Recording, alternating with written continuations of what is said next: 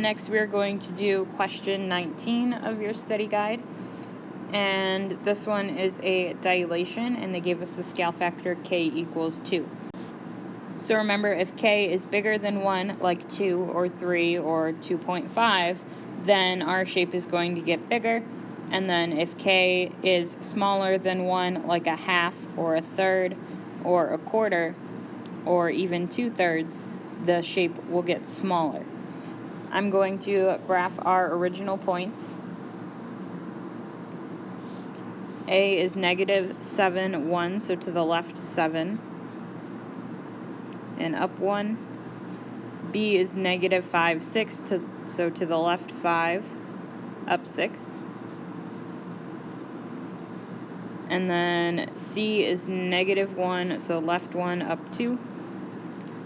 And here's our triangle, A, B, C. So now when I do the dilation, all I have to do is take my scale factor and multiply it to my points. So for point A, I have -7, 1. I'm going to multiply this by 2. And when I do that, -7 times 2 is -14. And then 1 times 2 is 2. So A prime is the point, -14, 2. For B prime, I'm going to take point B, which is -5, 6, and multiply that by 2. -5 times 2 is -10, and then 6 times 2 is 12. So this one is -10, 12.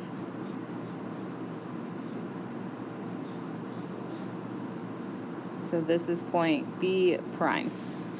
And then last one, C. The original C is -1, 2, so when I multiply by 2, -1 times 2 is -2, and then 2 times 2 is 4. So this point is -2, 4.